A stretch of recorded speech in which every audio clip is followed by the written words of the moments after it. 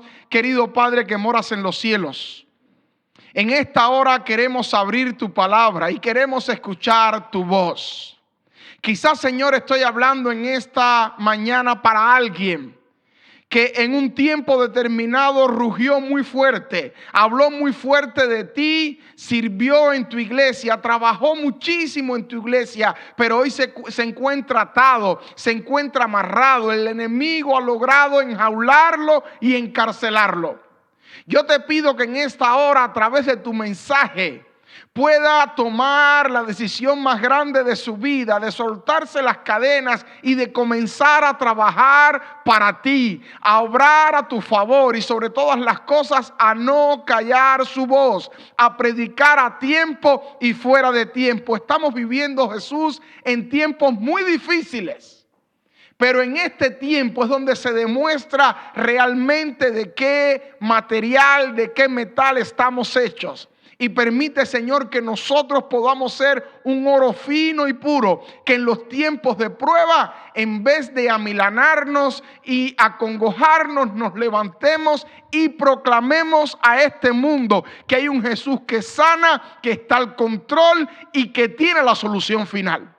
Háblanos, Señor, a través de esta palabra y permite que podamos tomar la mejor decisión de nuestra vida, la de soltar nuestras cadenas y siempre rugir y hablar por ti y para ti. En el nombre de Cristo Jesús. Amén.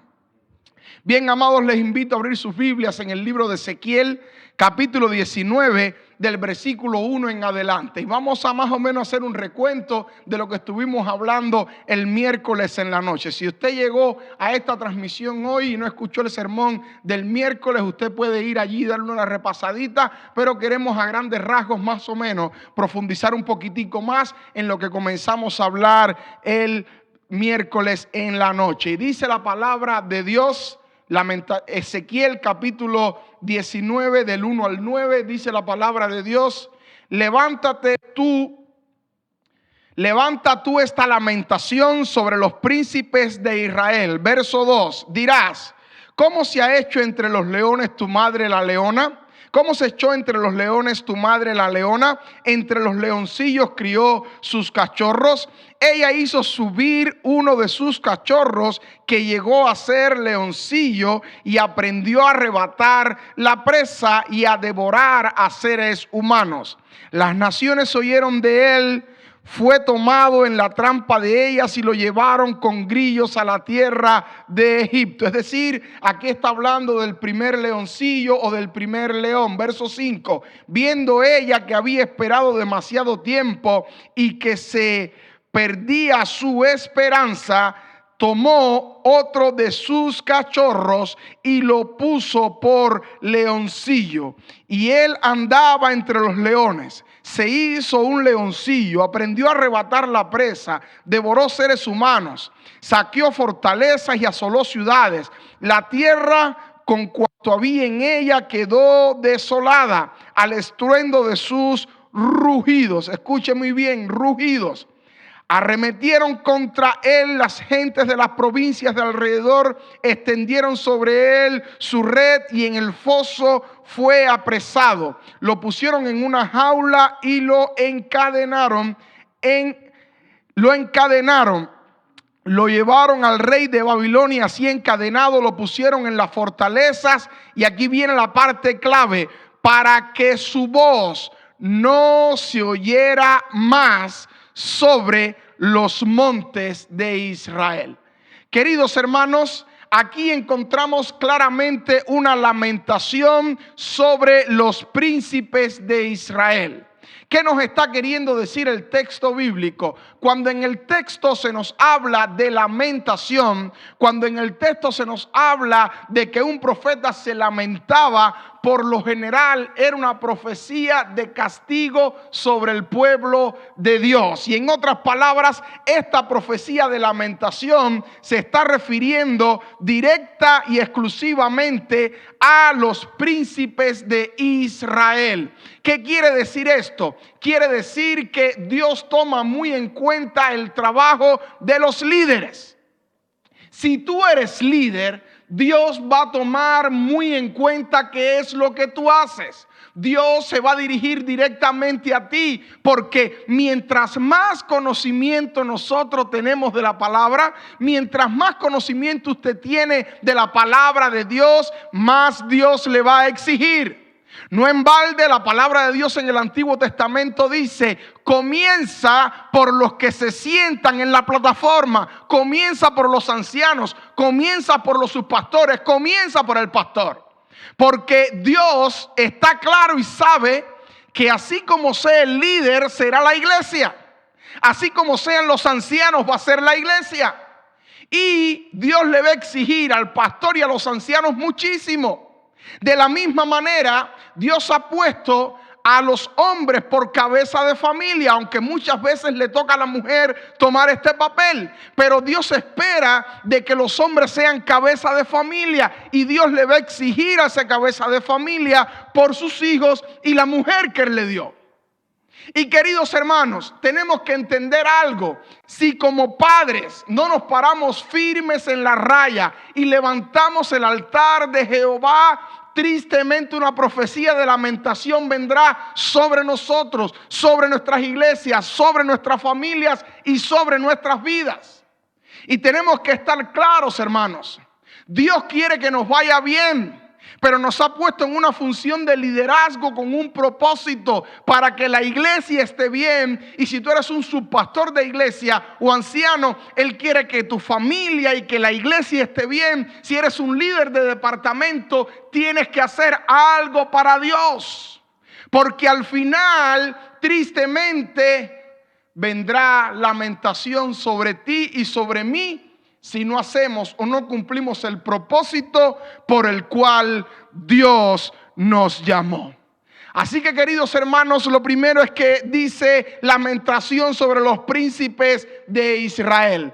Pero la Biblia describe claramente, en una manera maravillosa, una profecía la cual se refiere directamente a dos príncipes de Israel. El primero es Joacás y el segundo es Joaquín.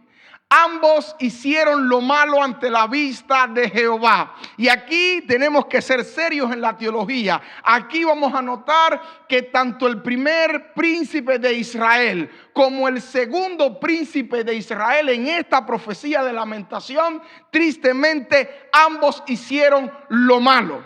Y estamos yendo a grandes rasgos. Por ejemplo, el primero hizo lo malo y Dios permitió que fuera llevado encadenado a Egipto. Ahora, el segundo leoncillo que describe esta profecía de lamentación es Joaquín. Y este segundo es llevado nada más y nada menos que a Babilonia. Y allí, después de estar reinando solamente 3 meses, es llevado directamente hacia Babilonia.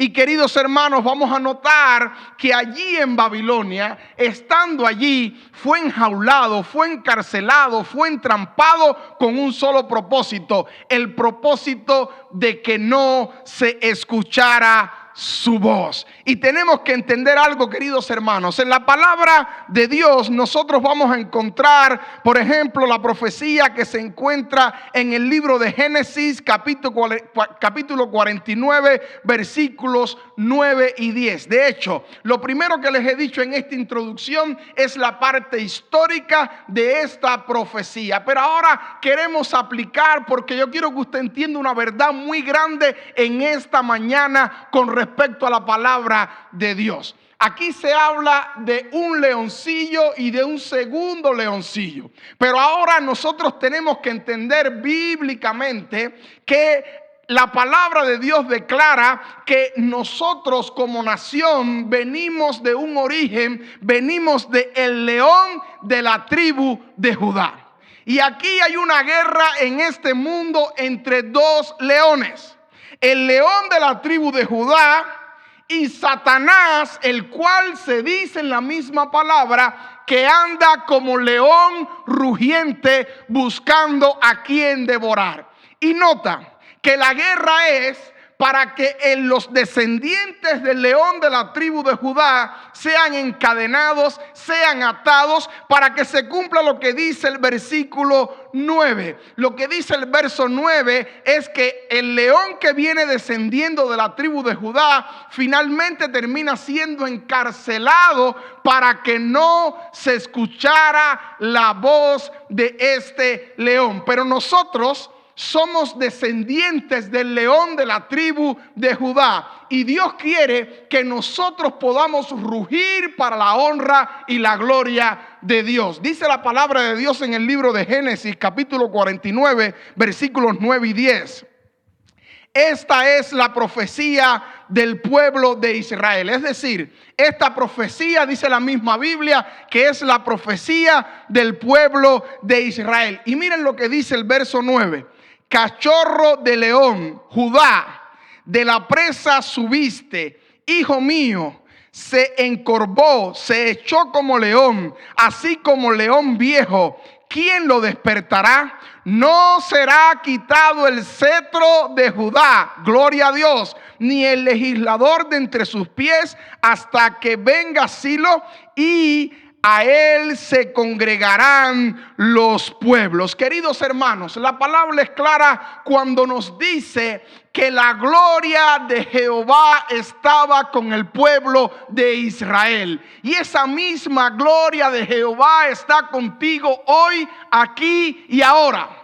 Dios llamó a la nación de Israel para que gobernara como león, para que su rugido se escuchara en el mundo entero, para que el mundo entero supiera que Jehová fue, es y seguirá siendo rey por toda la eternidad. Y ahora Dios llama a la nación de Israel, la llama de la esclavitud, la toma y los lleva de gloria en gloria, de victoria en victoria. Ellos rugían. Yo no sé si usted sabe por qué es que rugen los leones.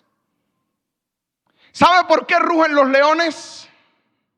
Usted cuando ve Discovery Channel, usted va a notar que los leones, cuando ellos rugen, se escucha su rugido en millas. Es decir, su rugido alcanza muy lejos, porque el rugido del león es para decir: todo este territorio a donde llega mi rugido es mío. Querida iglesia, a eso mismo nos llamó Dios. La palabra de Dios dice que Jesús les dijo: y van a predicar primeramente en Jerusalén, en Judea, en Samaria, y hasta dónde, y hasta lo último de qué, de la tierra. Dios nos llamó a rugir, y a rugir de una manera que se escuche nuestra voz en los confines de la tierra. Y nos llamó para que todo el mundo supiera que Jehová sigue siendo el Señor. Y en el Antiguo Testamento no fue diferente. Dios llamó a Israel, a ese pueblo escogido, y lo sacó de la nada y lo puso a rugir bien fuerte. Cuando las naciones sabían que Israel venía, temblaban de miedo. Y pastor, ¿por qué temblaban de miedo? Porque ellos venían rugiendo en el nombre de Jehová de los ejércitos. Un pueblo que no tenía ejército, un pueblo que llevaba 400 años de esclavo, un pueblo que no tenía nada. ¿Por qué la gente le temía? La gente le temía porque con ellos venía el león de la tribu de Judá. Con ellos venía la presencia del Rey de Reyes y Señor de Señores, Cristo Jesús. Por eso cuando tú te ciñes de la ropa de Cristo y sales a predicar en su nombre y sales a hablar en su nombre, tú dices: ¿cómo es posible? Yo, siendo un pecador, llegué a tocar con mi palabra el corazón de la persona. Querido hermano, porque tú no estás predicando en tu nombre. Tú estás predicando en el nombre que es sobre todo nombre, el nombre de Jehová de los ejércitos. Pero queridos hermanos, tenemos que entender claramente que tanto al primer león como al segundo león se trató de lo mismo. Uno fue regresado a Egipto y el segundo león tristemente fue encadenado para que no se escuchara su voz. Es decir, cuando usted analiza, lo único que siempre ha querido el diablo es que tu voz y mi voz sea silenciada. Ese es el propósito fundamental del enemigo. Él no quiere otra cosa que el cristiano sea silenciado, que la voz del cristiano no se escuche, que la voz del cristiano pierda valor y pierda relevancia. Pero ahora, ese león que viene de la tribu de Judá, Dios lo llama y lo llama para que pelee físicamente en su nombre. Y miren, hermanos, el propósito de Dios con el antiguo león o el antiguo Israel o el Israel que él llamó literal es el mismo propósito que tiene con el Israel espiritual, con ese segundo león que somos nosotros hoy día, hablando de una manera metafórica. Es decir, Dios quería que los israelitas, en vez de encerrar el evangelio entre ellos mismos, predicaran el evangelio en el mundo entero. Que conquistaran al amorreo, al jebuseo, al filisteo, al eteo, que conquistaran el mundo entero. Pero el pueblo de Dios falló en su misión. El pueblo de Dios falló. Fue encadenado por la religión. Le dieron más valor a los rituales religiosos que a predicar el evangelio. Le dieron más valor a cumplir con los requisitos estrictos antes que pensar en el ser humano. Y ese primer león fue ahogado. Ese primer león fue irrelevante al punto que llegaron a matar al león de la tribu de Judá. Llegaron a matar a Cristo Jesús. Pero qué bueno que la Biblia habla de un segundo Israel, un Israel espiritual. Ellos son los hijos directos de Jesús. Y de hecho, hasta hoy a los israelitas les sigue llegando la bendición. Porque una vez que tú has estado con Dios, siempre la bendición contigo sigue. Es algo impresionante. Hoy día Israel está en una posición donde todo el mundo quiere acabar con él y no lo pueden tocar. Porque aunque ya como nación ya no tienen esa relevancia, cuando una vez que Jehová te toma, te toca y te transforma, hermano, algo especial sucede contigo. Aunque te hayas sido de la iglesia, hay un temor que queda en ti, algo queda en ti. Y amados, la palabra de Dios es clara cuando nos dice que Dios llama entonces a otro pueblo. Nos injerta en la rama. Dios nos adopta, y decíamos el miércoles en la noche que yo decía, bueno, ¿por qué Dios nos llama adoptados y no hijos directos? Porque ese primer león, el que viene de la tribu de Judá, esa nación de Israel, son los hijos legítimos. Pero nosotros somos, ¿qué cosa? Adoptados. Y miren lo que dice el libro de Romanos, haciendo simplemente un repaso. Dice, Romanos 8:15, dice la palabra de Dios: pues no habéis recibido un espíritu de esclavitud para volver otra vez al temor, sino que habéis recibido un espíritu de adopción como hijos, por el cual clamamos, Abba, Padre. ¿Qué te quiero decir? Dios, al ver que el Israel literal fracasó, al ver que el Israel literal fracasó en la misión, fue encadenado, la religión lo terminó amarrando, Dios levanta un Israel espiritual, levanta un segundo león, y ese león somos tú y yo. Ahora Dios hace algo. Dios nos adopta como hijos de Él para cumplir su misión.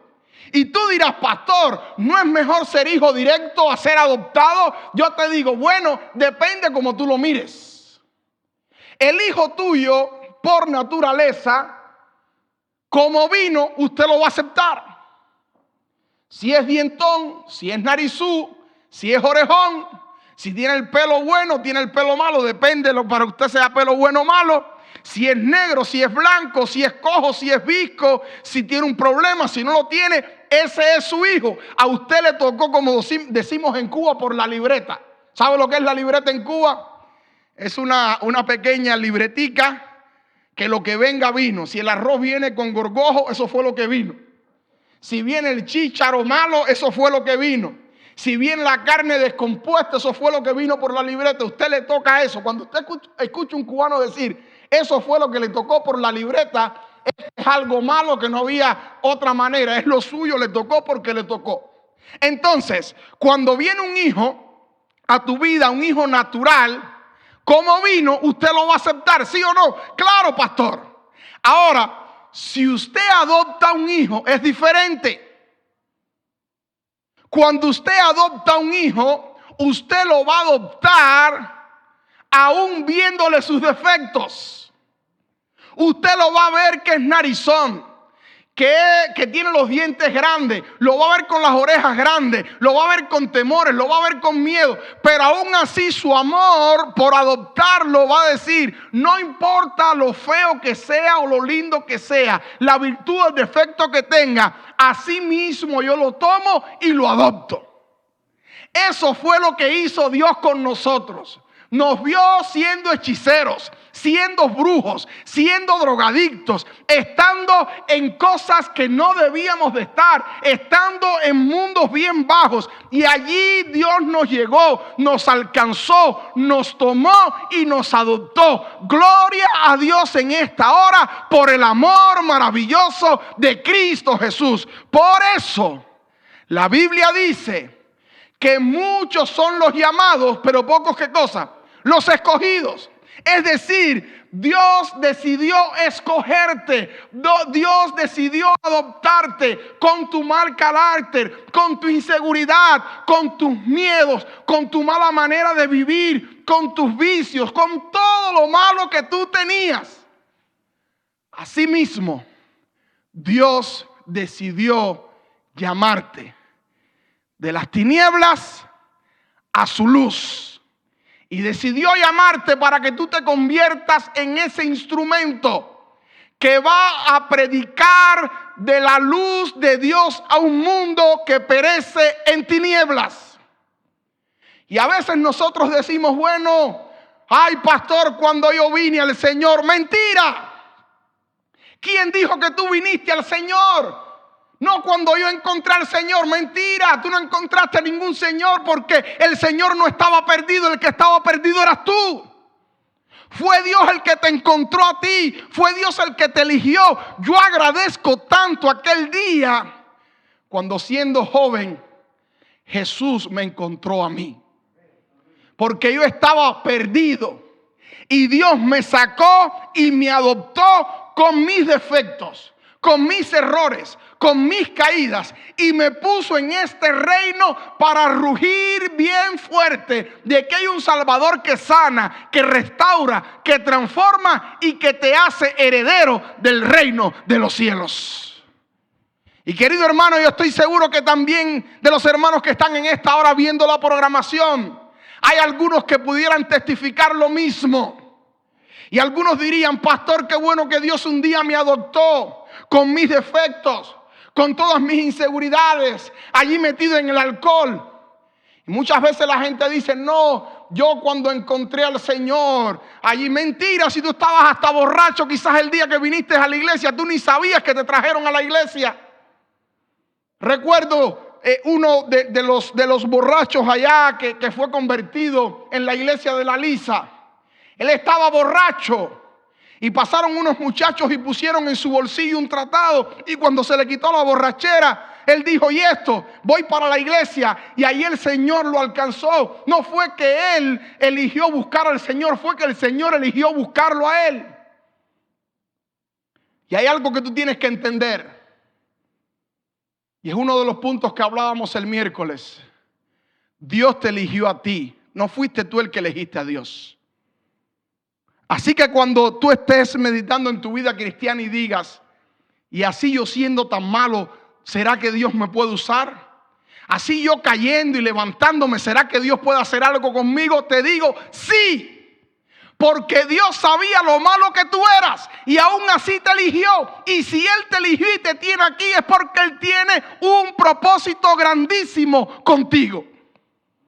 Deja ya de decir y dar lástima. ¿No será que Dios me podrá usar así con esta debilidad? Sí, porque Él te eligió a ti, no tú lo elegiste a Él. Y si Él te tiene aquí, es porque Él tiene un propósito grandioso contigo. Él quiere que tú rujas para la gloria de Él.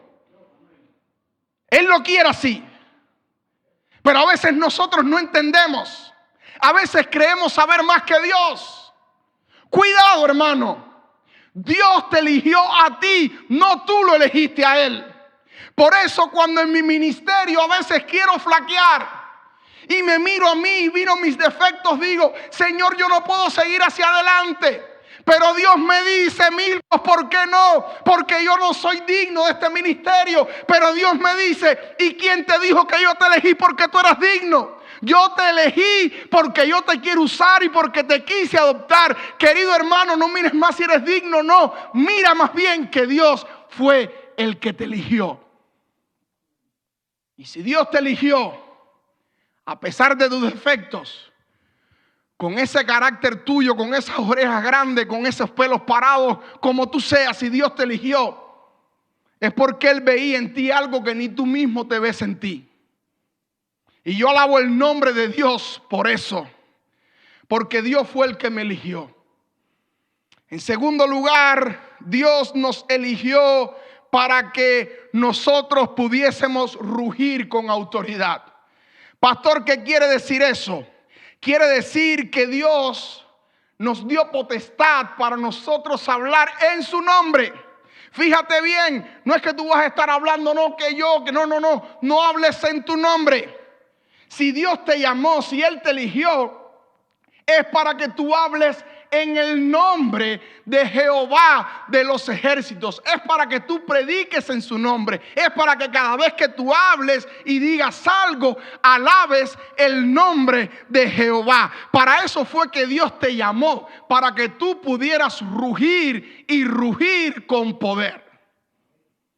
Y queridos hermanos, tenemos que entender que nuestra batalla de rugir no es como la pelea que tenía el pueblo de Dios en el Antiguo Testamento.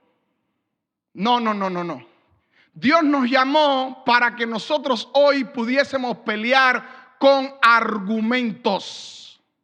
Sí, ese es el propósito de Dios, que nosotros pudiésemos pelear con argumentos. El pueblo de Israel peleaba físicamente. Nosotros hoy peleamos espiritualmente. Sí, pastor, sí. Hoy nosotros peleamos con el poder de su palabra, con el poder de nuestra voz, con el poder de nuestro rugido. Y ahí en el libro de Efesios dice claramente que hoy nosotros somos llamados a pelear con argumentos, con el poder de nuestra palabra. Porque hoy nosotros no luchamos contra enemigos físicos, ni tenemos que conquistar territorios físicos, pero sí somos llamados hoy a conquistar territorios espirituales. Y lo tenemos que hacer con el poder de nuestra palabra.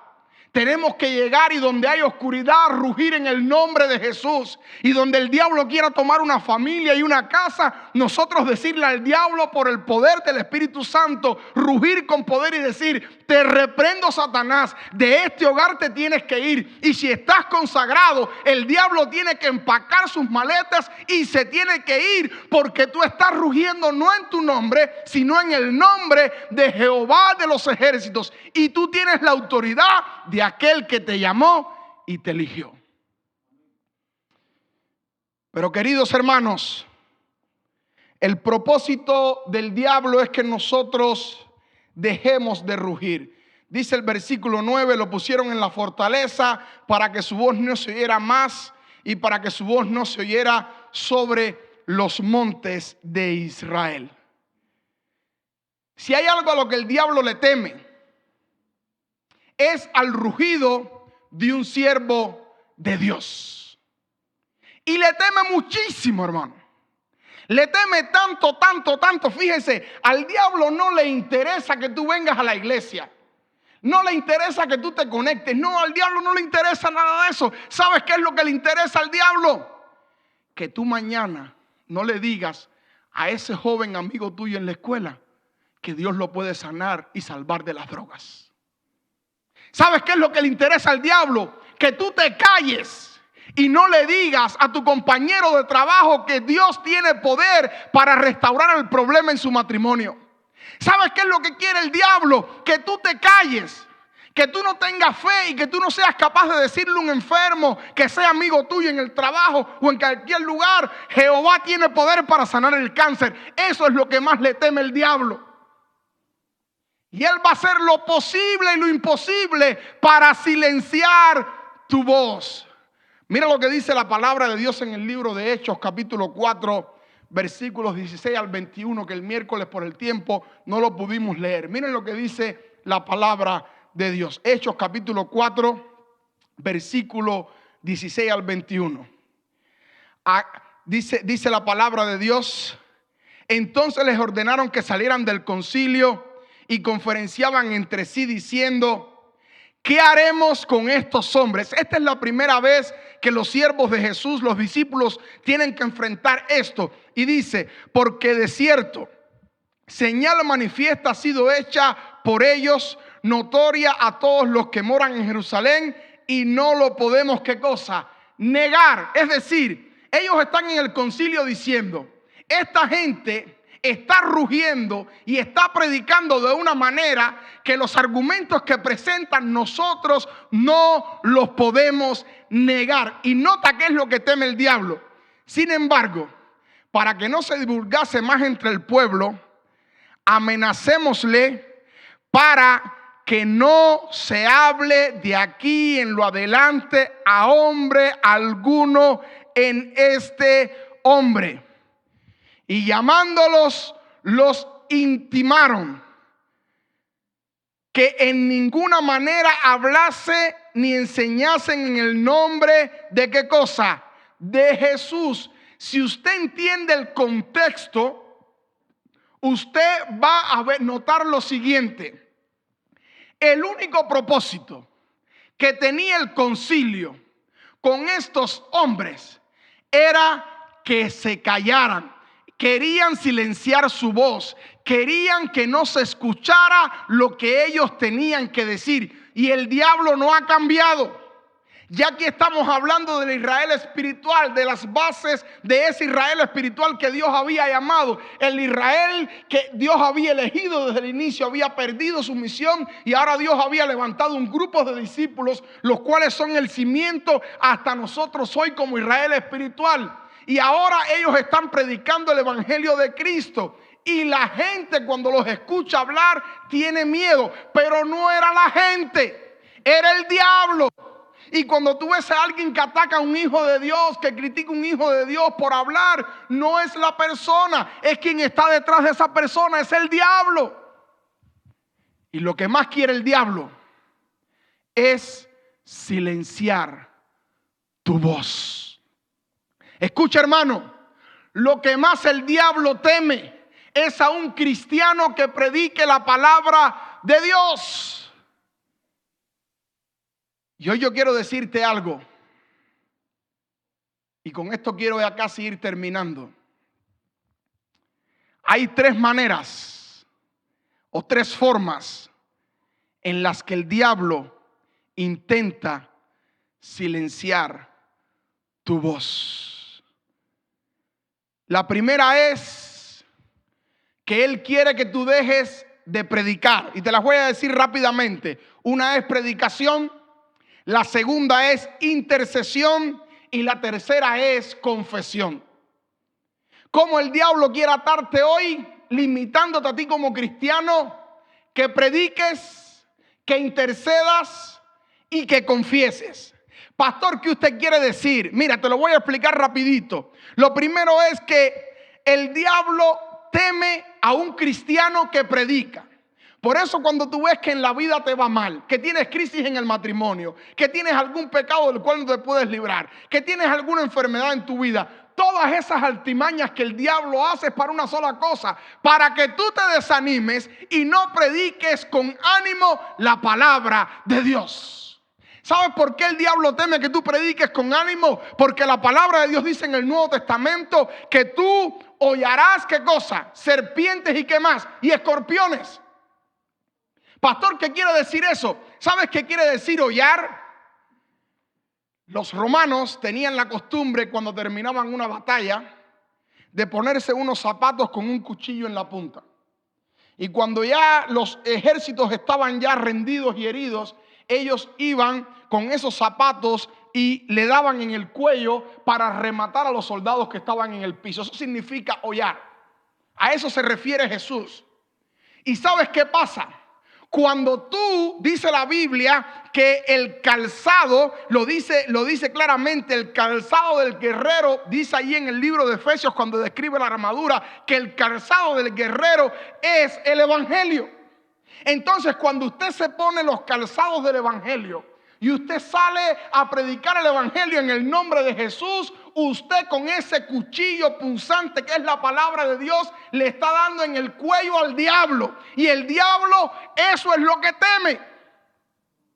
Nosotros tenemos que hollar al diablo. ¿Y cómo lo hacemos? Predicando la palabra de Dios. Un cristiano que no predica es un cristiano atado, amarrado con grilletes.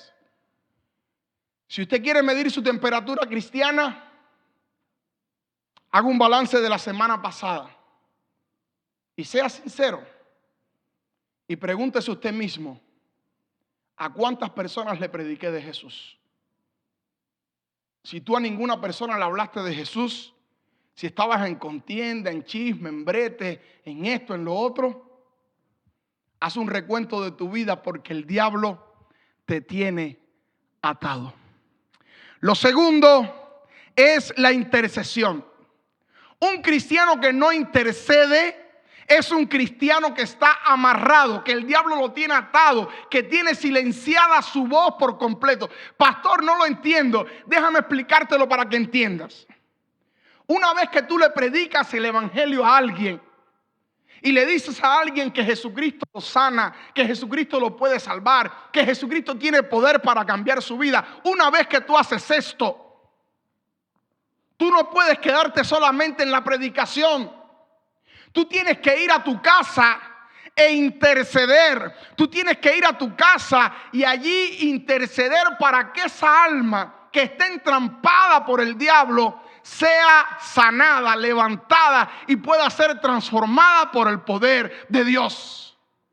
Si tú solamente le predicas, dejaste el trabajo a medias, todavía el diablo te tiene atado, te tiene entrampado. Cuando usted esté trabajando con una persona y usted le predicó el evangelio, usted se puso el calzado y usted le dio una patada al diablo en el cuello, eliminó al diablo, ahí no termina el trabajo.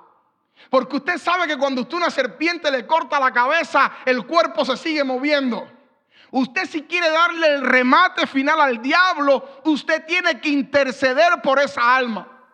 ¿Y qué va a pasar? Que cuando usted intercede por esa alma, no solamente usted está haciéndole un favor a esa persona, sino que usted también está siendo fortalecido. Cuando usted intercede y ora, dice la palabra que no hay arma forjada que pueda levantarse en contra tuya, ni aún el mismo infierno. Y entonces, cuando el infierno quiera levantarse en tu contra y en contra de esa persona que usted le predicó, si usted intercede, el diablo ni a usted ni a esa alma le podrá tocar. Es muy importante en esta hora, hermano, que usted comprenda que el enemigo trata de atarnos como a este león, de llevarnos a un lugar, a un punto en la vida cristiana donde ya nada nos interese, donde estamos allí en un rincón diciendo: ¿para qué predicar? ¿Para qué interceder? Ya todo se terminó. Y a veces estamos discutiendo por la batería, por el micrófono, por el color de la iglesia, por la forma, que con corbata, que sin corbata, que con traje, que sin traje, y el diablo riéndose de nosotros. Fíjense que en el libro de Hechos, allí en el pasaje que leímos, en ningún momento el concilio estaba preocupado porque los discípulos estaban reunidos en el pórtico de Salomón. Ni estaban preocupados porque los discípulos tenían una iglesia bonita. Ni estaban preocupados porque comían esto, comían aquello que era más o menos saludable. No, el concilio donde allí estaba el diablo estaba preocupado por qué cosa. Porque los cristianos no predicaran y no intercedieran. Ese era el propósito fundamental tanto del concilio como del diablo. Y queridos hermanos, miren lo importante de nosotros interceder, que en el capítulo 10 del libro de Daniel dice que Daniel vio que algo andaba mal y Daniel quería que Dios le mostrara lo que iba a pasar en el tiempo del fin. Y Daniel comienza, ¿qué cosa? A interceder. Porque aunque Daniel era un profeta, le predicaba al pueblo, él no podía quedarse solo con la predicación. En el capítulo 10 usted va a notar que Daniel en el capítulo 10 dice que no se echó perfume, no comió carne, no comió manjar alguno, algo suculento no comió. Él simplemente se dedicó a orar y a interceder. ¿Y por qué tiempo lo hizo? Por 3 semanas, 21 días. Y cuando el ángel desciende, le dice: mira, Daniel, yo he venido ahora, pero quiero decirte que desde el primer día que tú comenzaste a interceder, ya estábamos listos para venir. Pero ¿sabes por qué no pude llegar, Daniel? Porque yo antes de llegar estaba peleando con el rey de ¿qué cosa? De Persia. Entonces, hermano, cuando usted le predica a una persona, no es que ya usted le predicó y ya, ay Señor, yo le prediqué, ya yo cumplí con mi propósito. Yo le dije, Cristo te ama. Si tú simplemente haces esto, todavía estás atado. Tú tienes que orar. Tú tienes que interceder. Y te digo, querido hermano, yo sé que en esta programación yo estoy sintiendo en mi corazón que el Espíritu Santo está hablando a tu corazón. Yo estoy sintiendo que el Espíritu Santo quizás te está mostrando algo que tú nunca habías visto en la guerra espiritual a la hora de ganar un alma para el reino de los cielos. Quizás Dios te está mostrando algo que tú nunca te habías percatado a la hora de ganar a alguien para el cielo. Si tú simplemente predicas, aún estás atado. Tú necesitas predicar, pero también necesitas interceder. Y sí, pastor, sí. No es que tan solo prediqué ya. Dice que Daniel estuvo 21 días.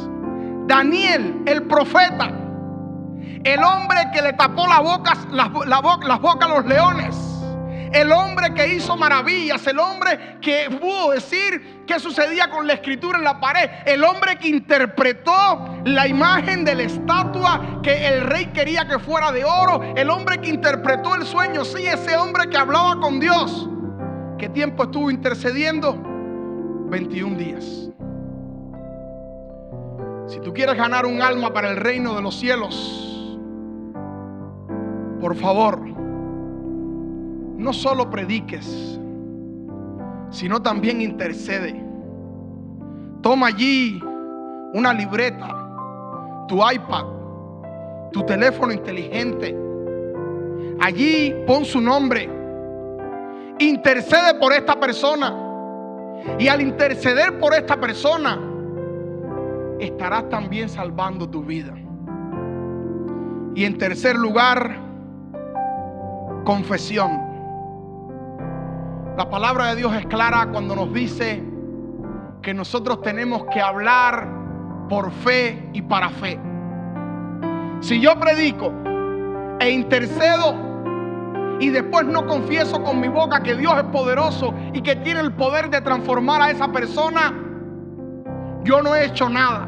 Dice la Biblia en el libro de Santiago que quien dirige la vida en ese barco, en esa ilustración que presenta allí en la palabra de Dios, dice que quien dirige la embarcación no son las olas, es el timón. Y mi boca va a declarar lo que hay en mi corazón. Así que yo tengo que predicar, yo tengo que interceder, pero tengo que confesar con fe, por fe y para fe, que lo que yo estoy diciendo se va a cumplir en el nombre de Jehová de los ejércitos. Y a veces decimos, ¿por qué no tengo poder al predicar? Porque soy muy negativo. Todo lo que hablo es que va esto a salir mal, va a salir lo otro mal, y me voy a contagiar y va a pasar esto. Tengamos cuidado, hermanos. Tenemos que aprender a confesar por fe que al final el ganador se llama Jehová de los ejércitos. Amados, en el libro de Ezequiel, versículo 9, aquel león que fue encarcelado, fue enjaulado, no predicaba, no se escuchaba su voz, no intercedía y no confesaba con su boca que al final todo iba a salir bien.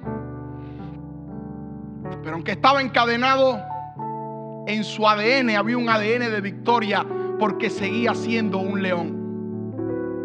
Y quizás yo estoy hablando para alguien que esté encadenado, que no está orando, que no está predicando, que no está confesando con su boca que en Jesús hay poder. Pero en su ADN él siente que él tiene el poder para hacerlo en el nombre de Jesús. Querido hermano, en esta hora rompe tus cadenas y comienza a rugir para Dios. Yo declaro en esta mañana, en esta hora, que tus cadenas pueden caer en el nombre de Jesús si hoy tú tomas esa grande decisión. Hoy tú puedes volver a rugir en el nombre de Jehová. Hoy tú puedes comenzar de cero y decir: Señor, a partir de hoy mis cadenas caen y yo me declaro un león de la tribu de Judá, el cual rugirá, el cual predicará, el cual va a interceder y el cual con sus rugidos va a declarar que en ti hay victoria. Yo te invito a orar en esta hora. Querido Padre, gracias porque en ti hay victorias. Hoy nosotros queremos derrotar al diablo. Él anda como león rugiente, pero nosotros somos leones, descendientes directos de la tribu de Judá. Y hoy, como el Israel espiritual, nos levantamos en tu nombre para predicar, para interceder y para confesar que este mundo no es del diablo. Este mundo es y será de Cristo Jesús. Padre, hoy rompemos nuestras cadenas, no en nuestro nombre, sino en el nombre de Jehová de los ejércitos. En el nombre de Cristo Jesús.